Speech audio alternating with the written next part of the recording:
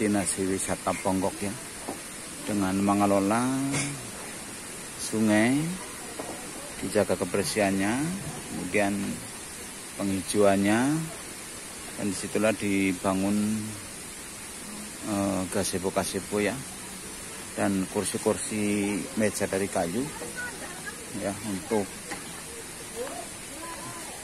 wisata alam ya. Ini luar biasa dengan memanfaatkan potensi alam ya. Ini terbangunlah destinasi wisata yang menjadi tujuan masyarakat. Ini pengurus BUMDes sedang wawancara dengan kepala desa Ponggok yang masih muda sekali ya. Kita lihat ini gazebo yang dibangun ya di tepi sungai ya. Ini kolam renang ya ada. Ini para wisatawan sedang menikmati renang ya. Nah, ini sungai yang dibangun.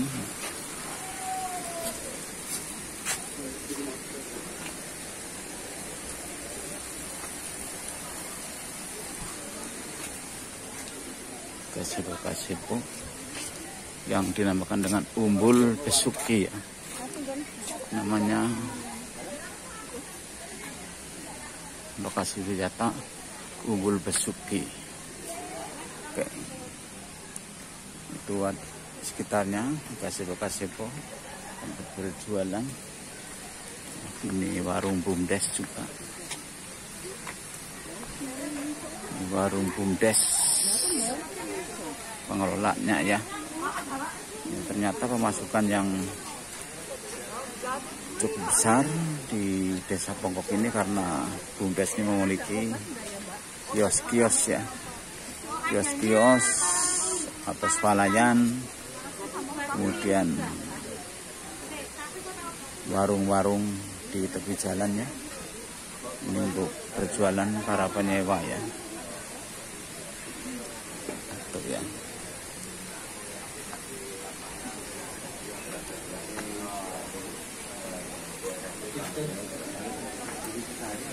Usahanya yang pertama adalah kita simpan pinjam, kedua pengelola pasar desa, Ini ketika kita ternak, terus Direktur BUMDes kita sedang pariwisata ini lagi dalam proses seperti itu. apa namanya Terkait dengan hal ini mencari inspirasi dari Kades Desa Ponggok. Sementara Kades Desa Kakak juga ingin mencari tahu bagaimana kemajuan ya pengelolaan wisata di Desa Ponggok sehingga menghasilkan pemasukan yang cukup besar.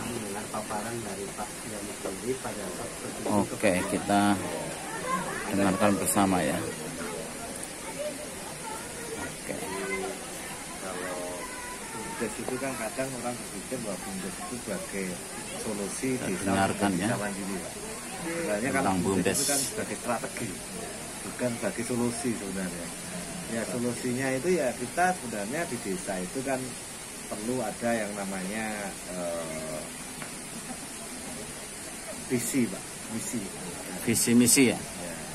visinya itu desa itu mau kemana. Biasanya kalau kita melihat visi misi itu ya dilihat dari sebenarnya dari profil monografi desa. Itu arah desa itu mau kemana bisa kelihatan sebenarnya. Mau ke pertanian yang korporat lah, atau peternakan yang korporat lah, atau mau ke pariwisata lah, ya tergantung potensinya masing-masing. Karena beda desa beda potensi. Nah ini yang kadang banyak yang desa sudah berkunjung ke Ponggok semua ngarahnya ke desa wisata. Sebenarnya tujuan desa itu kan tidak cuma itu kan, banyak desa inklusi, desa mandiri, desa wirausaha, desa budaya, ya, desa prima, ini kan tujuan-tujuan yang harus dicapai. Cuma kembali lagi ke tujuan awal desa, karena kadang ya dengan adanya BUMDes ini memang semenjak Kementerian Desa itu ada 4 strategi dalam penggunaan dana desa, yang salah satu desa itu kan semua desa bikin desa. Tapi banyak bumdesnya yang nggak mau tahu, karena nolak bumdesnya itu nggak bisa. Hanya bayi yang baru lahir, ketika kita harus ngajari suap, ngajari jalan, ngajari ini kan. Apalagi semenjak saat ini sudah adanya PP nomor 11. Nomor 11 ini kan, kalau kami melihat teman-teman ini terburu-buru untuk mendaftarkan bumdesnya sebagai badan hukum. Tapi yang sebenarnya kalau kita mau meruntut ke PP nomor 11, di situ harus semua tertuang, Mas. Kaitannya modal, penyertaan modal dari mana, termasuk juga neraca, termasuk juga model bisnis, analisa usaha, itu harus tertuang semua di situ, karena memang ini harus tertuang dari awal.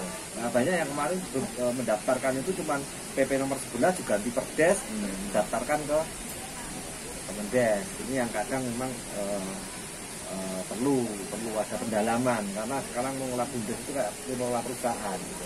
Nah, model bisnisnya mau kemana, modalnya mau kemana, ya kan harus jelas semua. Nah, ini yang perlu ditekankan. Kalau di Ponggok sih memang kami walaupun menjadi percontohan, Pak, tapi kan kita harus juga berbenah terus nih dengan regulasi yang berubah-berubah. Ini kan harus berbenah terus. Kalau di Ponggok ini alhamdulillah di setiap RW ada tempat wisata, Pak. Tiap RW ya. Jadi dari analisa pemerintah desa ini, sebenarnya desa Ponggok ini potensinya apa saja? Ini Pak Kades ini. Sekarang kan kita itu kan sebenarnya di dalam profil monografi itu kalau kita mau memetakan ya mana masalah mana potensi itu kan sudah kelihatan, Pak. Luas pertanian berapa, peternakan berapa, UMKM ada di mana. Nah itu kalau mau arah bumdesnya kemana ya bisa dilihat dari itu juga. Selain juga kalau RPJM-nya kita itu kan kadang RPJM-nya masihnya infrastruktur. Sedangkan mimpi itu kan tidak cuma mimpi infrastruktur. Petani juga punya mimpi, peternak juga punya mimpi, nelayan juga punya mimpi, anak laut juga punya mimpi. Tapi di mana mimpi-mimpi itu kita rangkai dalam sebuah perencanaan mimpi. Kalau perencanaan mimpi kita itu kan di RPJM. Karena visi misi ya 3 bulan setelah menjabat bupati, gubernur, presiden, bukan RPJM. Di mana RPJM itu dituangkan dalam sebuah visi perencanaan. Jadi nanti kalau kita ada program apapun semua sudah tertuang di situ. Nah, ini yang perlu didalami sebenarnya, Pak. Jadi kalau bagi Ponggok itu bumdes itu strategi secara ekonomi, secara mungkin pemberdayaan dan lain-lain belum. Jadi sebenarnya beda.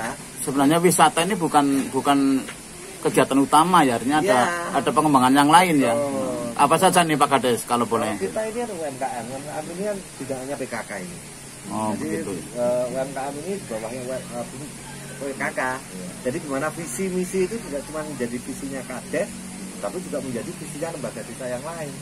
Semua harus dorong nih kan itu. Nah, di mana PKK memunculkan One Village, One Koda, Koda 9. Di mana bumdes berperan di dalam pergerakan ekonomi di sektor real dan sektor keuangan. Di mana Karang Taruna Pemuda mendorong di digitalisasi desa. Ini kan semua harus cek dan semua harus tertuang di RPJM semua. Dan semua tumbuh ya itu ya. Tumbuh bersama ya. Mimpinya nanti akan bergerak bersama. Tidak cuma bumdesnya, kadang gini loh. Sudah ada bumdes, semua bumdes. Dan semua memusuhi bumdes. Kadang ini karena apa? Mimpinya belum, visinya belum sama. Kalau visinya sama, itu kan baru. Ini ya nanti untuk membuat visi yang sama itu yang melatar belakang itu apa? Jadi gini Pak, kadang kita itu kan makanya kan ada wacana kepala desa mau diperpanjang 10 tahun. Ada 3 yang berpengaruh terhadap perkembangan desa. 1 trust, kepercayaan, 2 politik, 3 sosial. Nah, kalau 3 ini bermasalah, maka desa akan berkembang nih Pak. Makanya kan kalau kita itu pilkades ribut, pilkada ribut, pilpres ribut. Waktunya itu habis buat ribut. Hanya untuk membangun terbengkalai ya, enggak. Tujuan kita itu sama kan untuk membangun desa. Tujuan kita sama untuk membangun negara kita. Tapi ngapa tidak ribut? Ya sadar lah, kita itu bisa seandainya ya Pak ya, Indonesia mungkin kita di desa itu bisa berkolaborasi. jiwa kita itu kayak pahlawan, kayak relawan, kayak patriot ya, yang rela berkorban terhadap desa, berjuang untuk desa ya. Entah harta entah nyawa loh ya. Kalau nenek moyang kita dulu merebut kemerdekaan aja nyawa dikorbankan. Sekarang jajak gotong royong aja sulit. Nah ini juga harus ditumbuhkan. Nah, karena apa? Kalau ini nggak segera ditumbuhkan juga bahaya juga Pak. Mereka membangun desa ini sebenarnya cukup 2 tahun Pak. Dan tidak butuh banyak orang. Kalau Pak Karno sampaikan saya butuh 10 pemuda untuk goncang dunia. Desa itu cukup 10 pemuda untuk goncang desa. Ya, bangun desa. Tapi ya 10 itu ahli teknis, ahli arsitek, ahli sosial, ahli Saya es jeruknya Pak Rohmah. pertanian. Nah ini sedikit pengen break lah ya dari Pak Kades. Karena rokok ya Pak. Ya, monggo. Serangkaian yang sudah disampaikan bahwa sebetulnya di kami itu ya kalau untuk titik-titik yang harus disatui ya, itu sudah komplit. Nah, kalau melihat hasil di sini itu kan yang bagaimana sih seluruh titik-titik tersebut teknik menyatukannya. Ya itu tadi secara global kan harus mempunyai visi yang sama. Ya. Nah tapi tekniknya menuju supaya mempunyai visi Oke, yang demikian sama, ya. di situ ada Masyarakat desa Sikakepusnya setelah kita motor lihat yang menggerakkan bagaimana strategi pembangunan di Desa Ponggok. Ternyata kita Nah, untuk menyatukan satu akan analisis awalnya adalah potensi yang ada di Desa Ponggok ya, baik dari pertanian, peternakan, perekonomian, dan wisata ya. Dan saya mimpi sendiri. ini di desa kemudian sama. dari potensi yang sudah diketahui maka dituangkan dalam RPJM ya, atau program tahunan kemudian RPJM, sehingga dalam waktu sekian tahun ini akan lihat ya mimpi kita ya, mimpi kita dalam mewujudkan perekonomian dan di desa. Jadi potensi-potensi desa ini Tidak mengulang nanti. ditangani oleh berbagai organisasi yang ada di desa, misalnya UMKM, PKK, BUMDes, dan sebagainya ya. Sehingga semuanya bergerak bersama menyebutkan visi dan misi desa ya, di Desa Ponggok. Nah, tentunya ini menjadi catatan kita para lembaga di Desa Sikakap ya, untuk meniru pola bagaimana pembangunan ekonomi di Desa Ponggok. Oke. Ini kan cuma 1 orang ketua pemuda. Alangkah baiknya 10 pemuda dari perwakilan tiap dukuh sebenarnya. Atau mungkin kalau PKK ya PKK tiap dukuh itu ada keterwakilan, atau mungkin petani ya petani tiap. Jadi kalau lebih banyak orang diundang, kalau saya loh ya, untuk mengumpulkan apa yang menjadi mimpi masyarakat itu ya lebih banyak lebih bagus, karena akan memberi masukan ke kita untuk lebih apa sih yang diinginkan masyarakat kan gitu.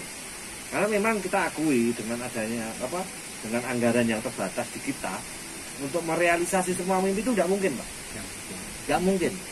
Saya aja dulu tahun 2007-2008 mimpinya masyarakat Ponggok itu saya hitung itu hampir 280 miliar Pak, kalau saya realisasi semua.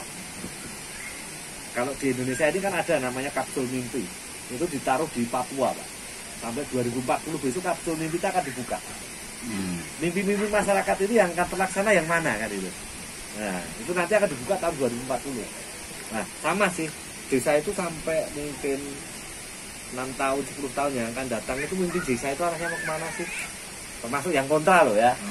Nah, yang kontra pun kita ajak untuk Dilibatkan ya. Dilibatkan untuk sana. Karena apa?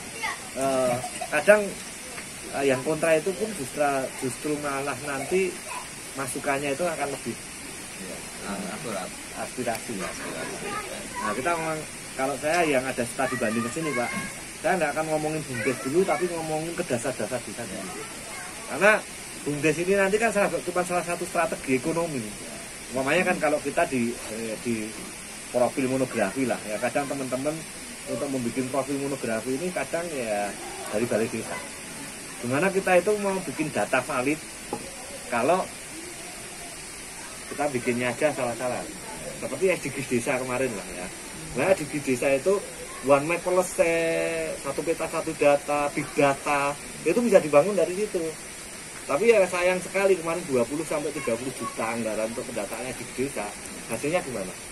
Sebenarnya itu kunci Pak sebenarnya. Kalau kita mau bangun kan nanti kelihatan itu kemiskinan berapa, kesenjangan sosial berapa, potensi ada di mana, masalahnya apa, kemiskinan ada berapa, rumah tidak layak huni ada berapa. Kita ngelola anggaran 1 tahun 1 miliar ibaratnya. Kalau data itu nggak berubah kita nggak kerja. Itu udah jawab patokan, berarti nggak kerja. Masuk panjang jalan ketika ada data panjang jalan rusak nggak berubah, taluk rusak nggak berubah.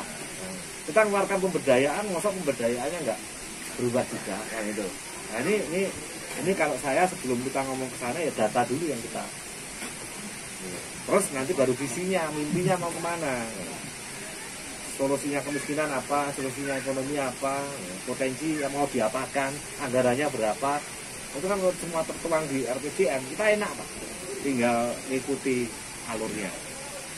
Jadi semua potensi desa ini terekam di RPJM ya Pak Kades ya. Terus saya tanya nih, selama ini kan yang kami dengar dari luar ya, dari jauh ya.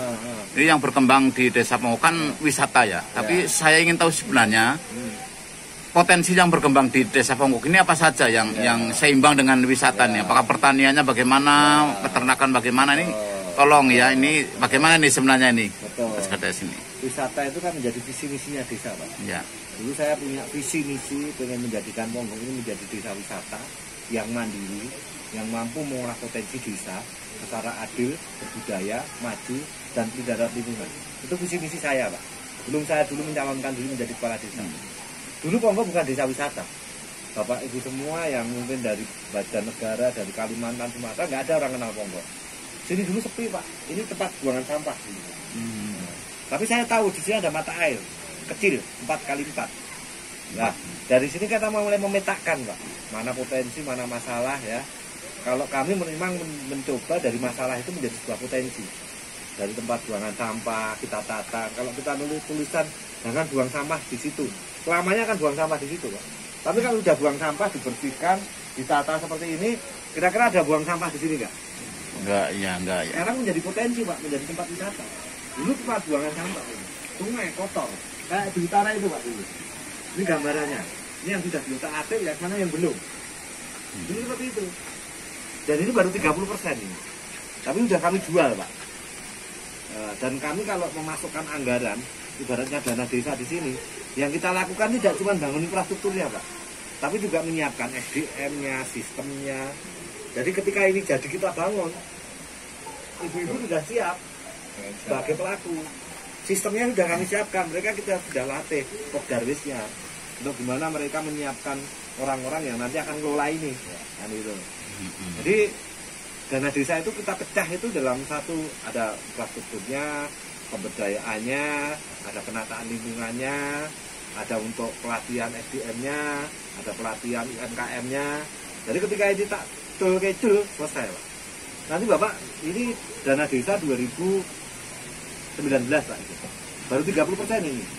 Yang sebelah itu dana desa nanti yang lewat embung itu dana desa 2020. Nanti sebelah lagi di RW sebelah itu dana desa tahun 2022. Konsepnya beda.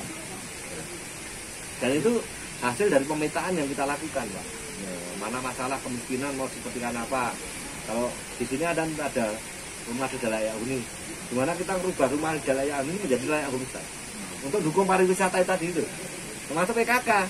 PKK itu juga kalau biasanya PKK itu kan harita oleh dari kabupaten, dari kecamatan, itu paling orang ngeyel Pak. Lalu rapat kabupaten nggak pernah datang.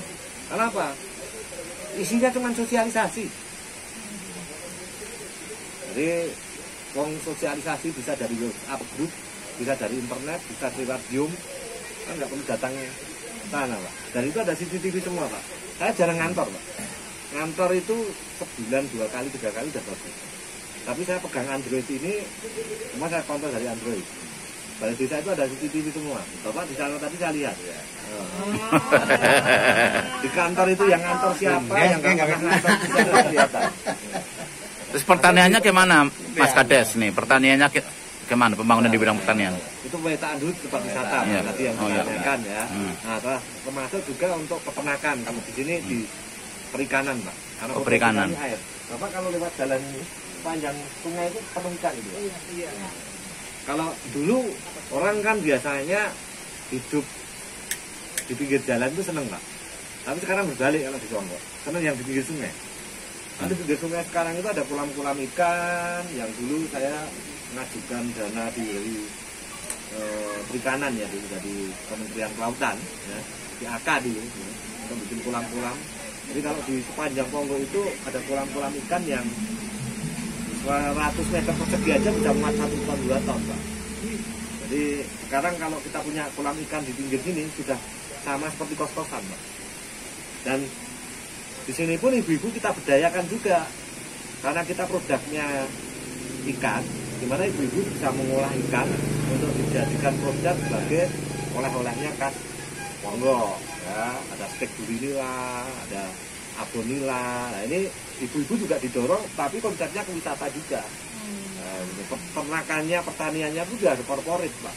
Ya. Jadi kalau di sini ada yang ternak koi, cara berternaknya itu udah dari hulu sampai hilir ya, dari mulai pembibitan sampai ke pembesaran sampai ke marketnya kita tata semua, termasuk digitalisasinya.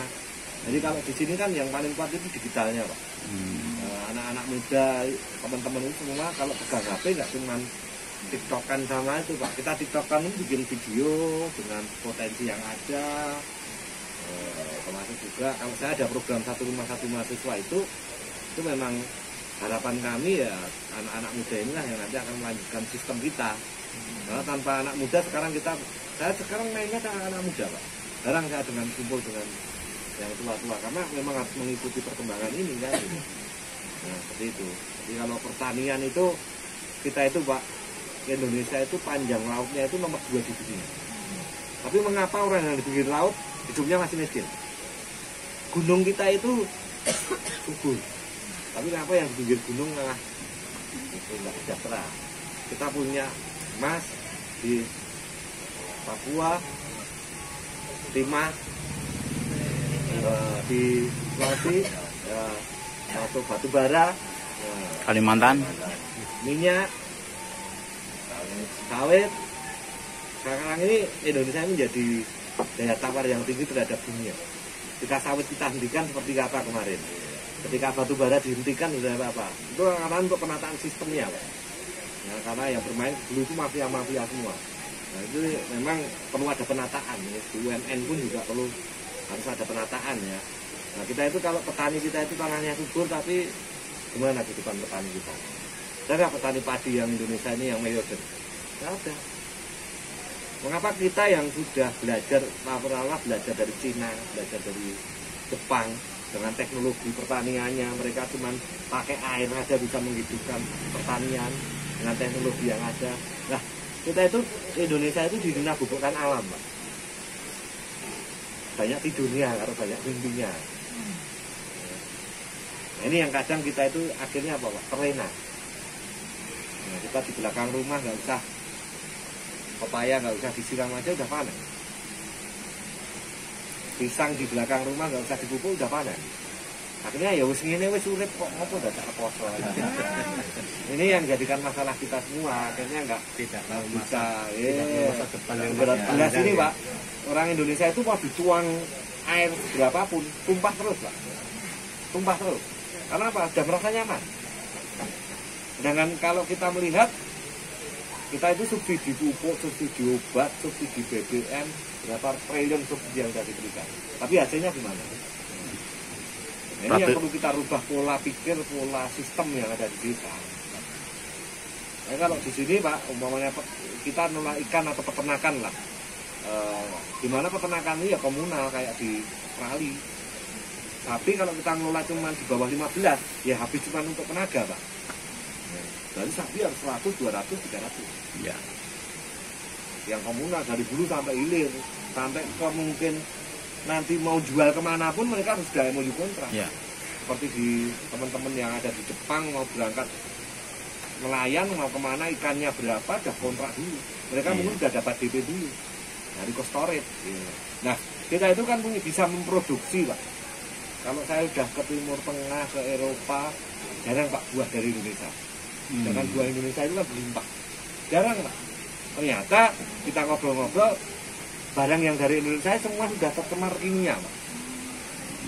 Mau sayur, mau apapun. Jadi tidak lolos seleksi ya karena betul kimianya saya itu. kalau Ya. lihat dari sana Pak, banyak itu dari Vietnam, dari Cina, banyak barang-barang buah. Sedangkan kalau di Timur Tengah kan nggak ada tanaman Pak. Kalau kita bisa menguasai pasarnya di sana gitu aja, kita udah makmur Pak. Apalagi perang Ukraina Rusia ini Iya. kan, Iya. nanti yang ini ketahanan pangan. Dan ini adalah kesempatan desa. Malah Indonesia menjadi Kalau pasar desa yang ini landai. kuat, desa ini secara pertanian dan peternakan itu Bisa produksi ya. ditata dengan Iya. baik. Ya. Kayak kemarin ada isu kuku dan mulut itu kan sudah merusak image gitu kan. Ekspor daging dari Indonesia pasti itu. Nah, hal seperti itu harus terintegrasi Pak. Iya. Dari hulu sampai hilirnya. Iya. Dari penjelasan Mas Kades ini memang ini kebijakan pembangunan di pertanian, peternakan, Iya. perikanan ini Iya. memang terintegrasi ya. Betul. Terintegrasi dengan banyaknya suksesnya di bidang wisata, Betul. maka semua produk pertanian, perikanan, peternakan ini bisa dijual di desa sendiri sehingga Insya Allah. pemasukan desa luar biasa ya. Insya Allah. Nah, nanti tinggal Perputaran uangnya Pak yang luar biasa. Mudah-mudahan nanti Cikakak juga akan bisa meniru ini ya, sistem terintegrasi dengan RPJM yang tersusun ya gitu ya. Ya, jadi desa-desa yang sudah menjadi dampingan kita itu kayak Pujon Kidul Pak. Malang ya. Dampingan kita 2016. Terus desa Sekapuk Lerep, desa Sekapuk yang Gresik itu dampingan kita 2018. Desa Pujon Kidul Pujon berarti Kidul. ya malah dampingan sini, Ya. bukan Bukan. sini yang dampingan sana. Salah. Kebalik malah ya. Nah, Termasuk Breksi. Breksi. kalau bisa Cikakak juga Saya duluan ke Pujon Kidul malah kemarin tahun 2019. Cikakak mohon didampingi juga. Mas Iya, Kades. Cikakak ini desa Cikakak ya. Ya. Bisa didampingi juga nih karena potensi sana insya Allah ya cukup Jadi bagus gitu ya. Pak. Saya itu kan sudah 3 periode nih. Ini periode kami yang terakhir. Oh, 3 begitu. tahun. Saya memang kemarin sebenarnya udah nggak pengen nyalon lagi menjadi kepala desa. Udah pamitan ke lembaga desa, perangkat desa, nggak mau nyalon lagi. Tapi kurang 3 hari pendaftaran, staf khusus presiden Mas David datang ke rumah. Saya diperintah oleh Pak Jokowi untuk nyalon lagi. Oh begitu. Karena harus mengedukasi teman-teman desa di Indonesia ini masih butuh arahnya perlu diarahkan. Malah Saya diminta nyalon ya. lagi, walaupun tinggal 3 hari saya nggak rapat apapun ya sudah. Karena yang satu visi misi dengan kita masih banyak nggak usah dikondisikan. Dan warga juga menghendaki ya. Ya, Ya. kadang memang kita itu apa Pak ya, di desa itu memang butuh komitmen ya, komitmen dari kita semua, lembaga desa khususnya. Saya yakin yang hadir di sini adalah tokoh masyarakat, lembaga desa, perangkat. Maju dan tidaknya itu tidak kita semua Pak. Ya dimana kita dukung Pak Kades, visinya Pak Kades didorong, perencanaannya dikuatkan, datanya dikuatkan ya. Tinggal nanti anggaran itu mau ditata seperti apa, kan kita bisa ngitung nih 6 tahun ke depan itu pengelolaan anggaran itu berapa, mau fokus kemana, mamanya yang digulkan dulu kan itu. Ya. Kita kan ini kan dampingi desa di Bintan Pak. Ini teman-teman saya atau tim saya itu ada dampingi kurang lebih 6 desa di Bintan. Desa yang sekitarnya mau digunakan untuk esbat Pulauan. Nah sampai seperti Lombok kemarin telat bumi kita sudah mendekati mau ada IP, desanya belum siap semua. Akhirnya pemerintah pusat yang kocar kacir nutup kegiatan yang ada di sana, belum siap. Oke ya. Karena kalau kita ada perputaran uang, berarti ekonomi jalan. Kan itu. Yang ketiga lah SDM. Keterlibatan masyarakat, gimana mereka itu mau berkontribusi terhadap desa.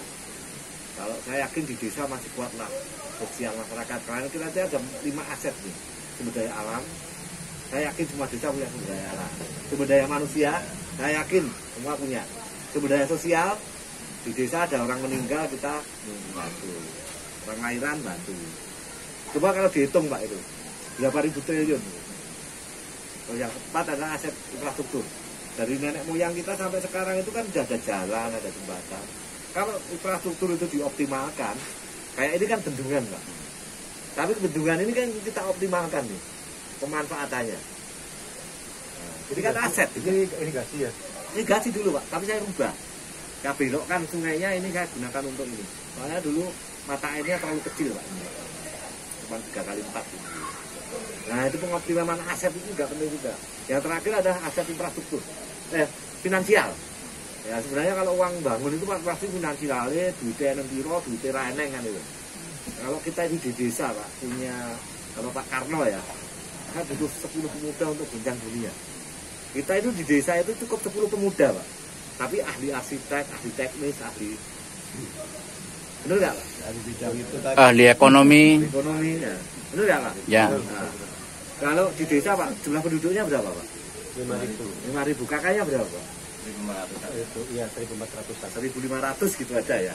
Coba kalau 1.500 itu orangnya itu rela berkorban, semua menjadi patriot desa, menginvestasikan uangnya 1 juta ke Bumdes. Wah, Ngumpul berapa Pak? banyak. 150 miliar. 10 miliar lebih. 15 miliar. 15 miliar. 15 miliar. 150 kalau 1,5 miliar. 1.500.000. 1,5 miliar. 1,5 miliarnya. 1,5 Pak. Bapak 1,5 miliar bikin toko desa sekelas Alfamart Indomaret itu modalnya berapa Pak? Paling 500 lah ya. Ya, 500 juta. Masih sisa berapa Pak? 1 miliar. Kita hitung ya Pak ya. 500 juta kita bikin toko desa. Kebutuhan masyarakat di desa itu kan pasti butuh gula, teh, beras, minyak goreng. Sembako lah. Miskin-miskinnya orang belanja di toko desa 500.000 aja. Kali 1.500 aja berapa? Yes. Perputaran 1 bulan. Tinggal warung memutar. 750 juta. 750 juta yang namanya retail jasa itu bisa untungnya bisa 10 sampai 17%. Untungnya 10% aja. Udah berapa Pak per bulan pendapatan dari toko desa? 75 juta. Dikurangi listrik, tenaga, operasional 15 juta aja. Ya. Udah berhasil untung berapa? 60 juta. 60 juta. Modalnya berapa? 500. Berarti setahun kan BEP Pak. BEP enggak setahun. Seolah BEP-nya dibikin 2 tahun. Yang separuh 50, yang 50%, yang berarti yang 30-an juta ya, dibagi masyarakat. Kira-kira masyarakat pengen nggak investasi gitu? Pengen nggak? Ya kepengen. Pengen ya. Itu baru 500 juta loh. Lagi yang 100 juta dia buat modal untuk tower wifi. Nah, wifi kita itu 1 KK pasti 300 sampai 500 ribu lah untuk belanja wifi Iya. ya. Paket lah. Ya, 350 rata-rata. Kalau 1.500 KK sudah berapa Pak? 500 ribu. 750 juta lagi ya. Wifi itu provider itu untungnya bisa 30%. Berarti untungnya ada berapa? Ini juga dibangun itu. Hah? Wifi itu ini. Oh, enggak, Iya. Dari 2013 Pak sudah. Udah kan. Luar biasa. Mimpinya sudah lama. Ya, Uang itu. Nah ini yang luar biasanya itu Pak. Ketika Nah itu kan pertama kali usaha-usaha yang sebenarnya mudah untuk kita lakukan Pak. Karena itu menjadi kebutuhan lah. Belum lagi mau nanti bundesnya ke wisata lah. Kira-kira kalau modal 1,5 miliar itu bikin tempat wisata udah jadi belum? Ya, belum jadi. Nah, Wisata susah untuk dibatasi anggarannya wisata. itu dari investasi masyarakat Pak. Makanya investasi ada apa? Penyertaan modal itu ada 3. Dari desa termasuk dana desa ya.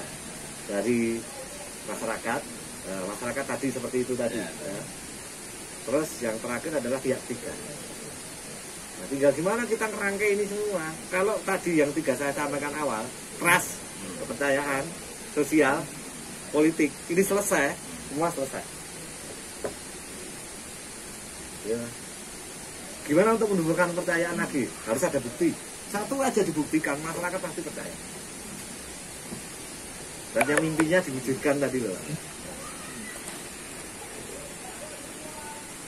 Mungkin saya terinspirasi dari apa yang disampaikan sepanjang durasi Bapak sampaikan. Namun demikian, begitu kita alur yang sudah sekian tahun, kalau saya lihat, saya dengar itu dibangun dari 2009 ya, dengan sampai dengan 2020 itu sudah 11 tahun, sudah 23 tahun berjalan. 14 Pak sekarang. Bapak kan cerita sekarang hanya durasi hanya beberapa menit. Nah, ini kan kalau yang nangkep di sini ya, tidak luas banget, itu bisa kelihatannya enak banget gitu loh. Ya. Padahal waktu yang waktu itu enggak mudah. Nah, untuk mengedukasi masyarakat, biar tertarik apa yang kita sampaikan, bagaimana Pak? Ya, tadi Pak, saya tuh sering nongkrong di masyarakat untuk mensosialisasi dan memastikan apakah program yang saya canangkan itu selesai atau enggak. Urusan kantor itu urusannya sekdes, tapi apalagi sekdesnya kita itu sering keluar ya, jadi memang agak kerja. Yang kerja itu perangkat saya Pak. Perangkat saya itu semua jempol, semua paham apa yang menjadi target-target saya. Saya itu jarang kantor tapi selalu mengasih target Pak. Target, ada target mingguan, ada target bulanan, ada target tahun Triwulan. Ya, triwulan. Jadi target itu saya itu tinggal kontrol dari smartphone saya. Target ya. Karena kita ada aplikasi nih, namanya Ponggo Pintar.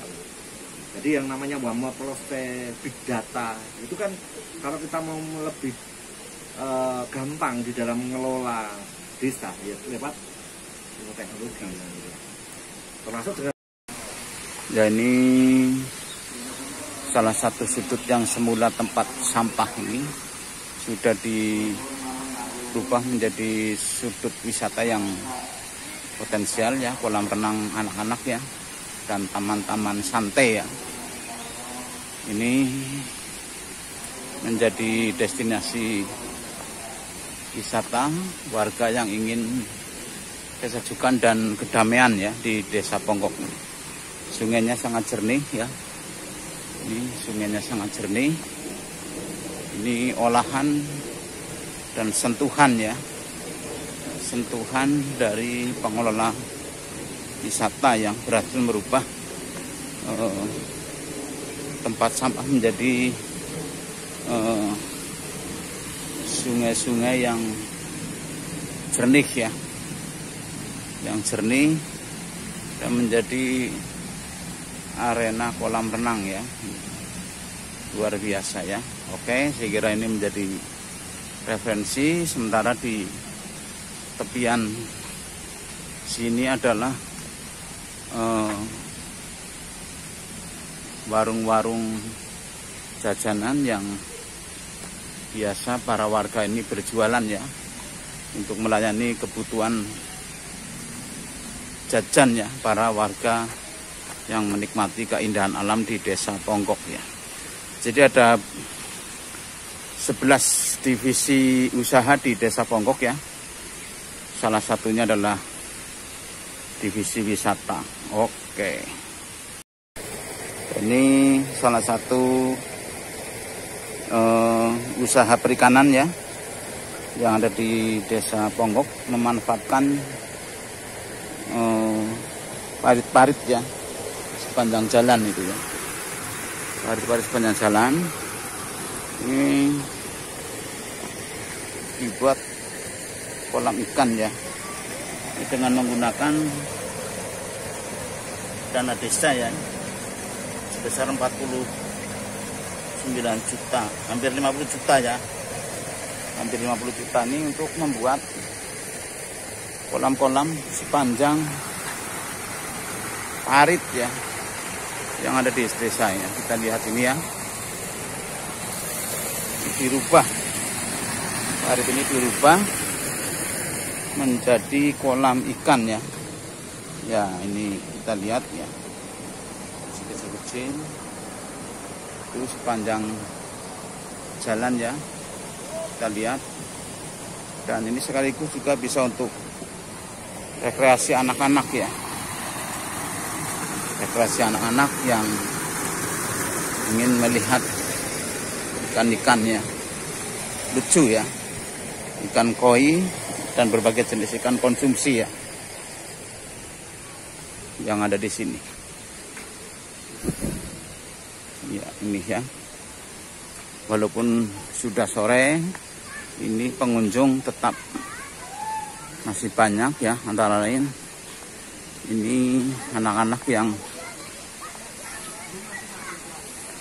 sedang mandi di kolam renang ya, kolam renang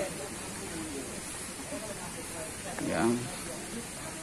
Ini mandi di kolam renang, anak-anak masih senang ya dengan diasuh oleh orang tua.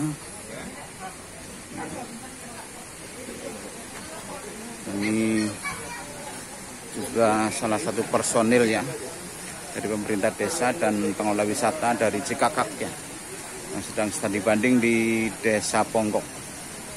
Masih senang mereka ya untuk menikmati keindahan alam yang semula ternyata tempat sampah ini ya, disulap menjadi sesuatu yang sangat menarik dan bersih. Oke, ini salah satu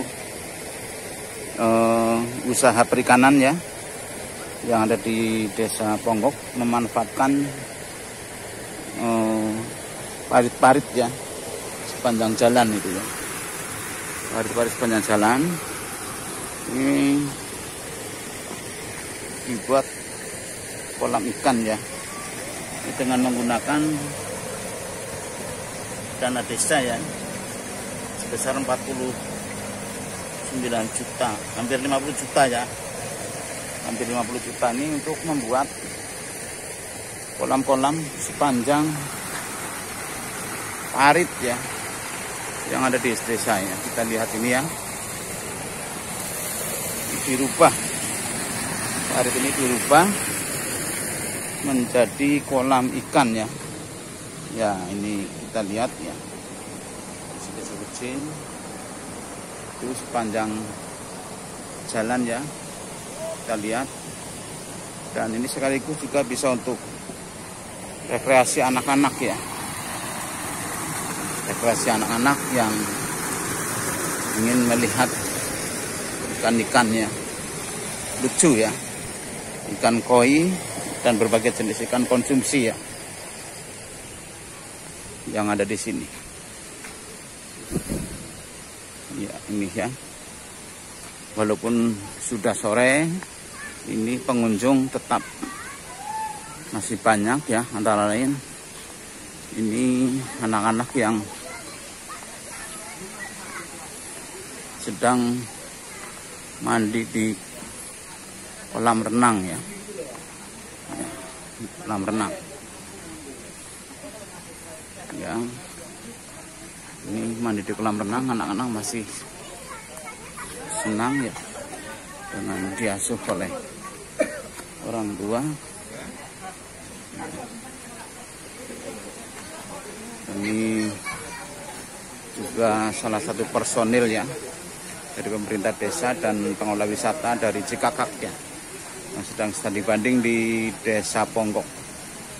Masih senang mereka ya untuk menikmati keindahan alam yang semula ternyata tempat sampah ini ya, disulap menjadi sesuatu yang sangat menarik dan bersih.